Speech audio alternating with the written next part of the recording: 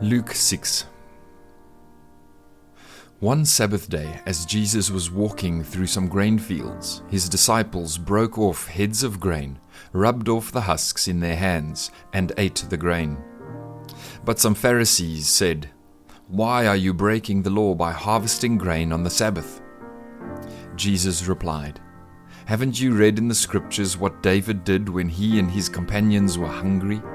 He went into the house of God and broke the law by eating the sacred loaves of bread that only the priests can eat. He also gave some to his companions." And Jesus added, "The Son of Man is Lord even over the Sabbath." On another Sabbath day, a man with a deformed right hand was in the synagogue while Jesus was teaching. The teachers of religious law and the Pharisees watched Jesus closely. If he healed the man's hand, they planned to accuse him of working on the Sabbath. But Jesus knew their thoughts. He said to the man with a deformed hand, "Come and stand in front of everyone." So the man came forward. Then Jesus said to his critics, "I have a question for you. Does the law permit good deeds on the Sabbath, or is it a day for doing evil? Is this a day to save life or to destroy it?" He looked around at them one by one and then said to the man, "Hold out your hand." So the man held out his hand, and it was restored. At this, the enemies of Jesus were wild with rage and began to discuss what to do with him. One day, soon afterward, Jesus went up on a mountain to pray, and he prayed to God all night. At daybreak, he called together all of his disciples and chose 12 of them to be apostles. Here are their names: Simon, whom he named Peter; Andrew, Peter's brother; James, John, Philip, Bartholomew, Matthew, Thomas, James, son of Alphaeus, Simon, who was called the Zealot, Judas, son of James, Judas Iscariot, who later betrayed him. When they came down from the mountain, the disciples stood with Jesus on a large level area, surrounded by many of his followers and by the crowds. There were people from all over Judea and from Jerusalem and from as far north as the sea coasts of Tyre and Sidon.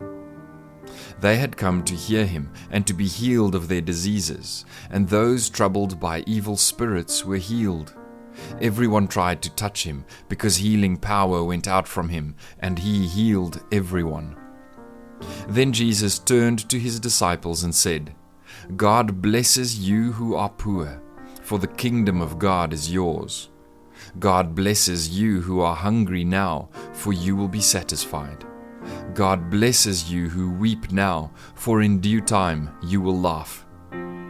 What blessings await you when people hate you and exclude you and mock you and curse you as evil because you follow the Son of Man. When that happens, be happy. Yes, leap for joy, for a great reward awaits you in heaven. And remember, their ancestors treated the ancient prophets that same way. What sorrow awaits you who are rich, for you have your only happiness now.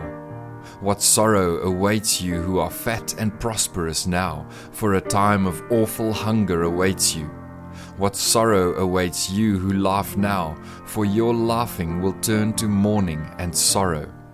What sorrow awaits you who are praised by the crowds, for their ancestors also praised false prophets. But to you who are willing to listen, I say, love your enemies. Do good to those who hate you. Bless those who curse you. Pray for those who hurt you. If someone slaps you on one cheek, offer the other cheek also. If someone demands your coat, offer your shirt also. Give to anyone who asks, and when things are taken away from you, don't try to get them back.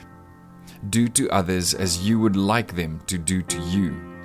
If you love only those who love you, why should you get credit for that? Even sinners love those who love them. And if you do good only to those who do good to you, why should you get credit? Even sinners do that much.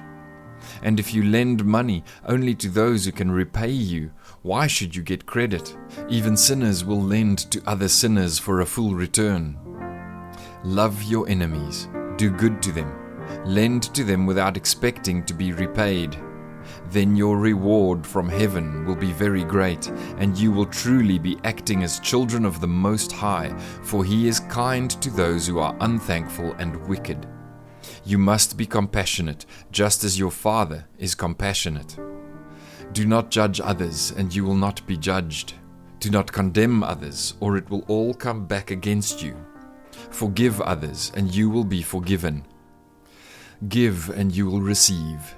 Your gift will return to you in full, pressed down, shaken together to make room for more, running over and poured into your lap.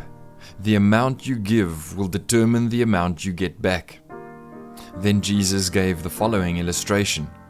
Can one blind person lead another? Won't they both fall into a ditch? Students are not greater than their teacher, but the student who is fully trained will become like the teacher. And why worry about a speck in your friend's eye when you have a log in your own? How can you think of saying, "Friend, let me help you get rid of that speck in your eye," when you can't see past the log in your own eye? Hypocrite! First get rid of the log in your own eye, then you will see well enough to deal with the speck in your friend's eye.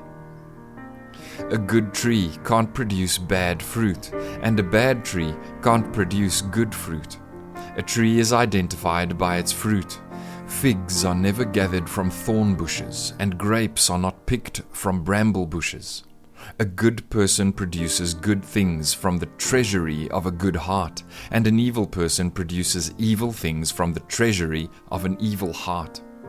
What you say flows from what is in your heart. So why do you keep calling me Lord, Lord, when you don't do what I say? I will show you what it's like when someone comes to me, listens to my teaching, and then follows it. It is like a person building a house who digs deep and lays the foundation on solid rock. When the floodwaters rise and break against that house, it stands firm because it is well built. But anyone who hears and doesn't obey is like a person who builds a house right on the ground without a foundation. When the floods sweep down against that house, it will collapse into a heap of ruins.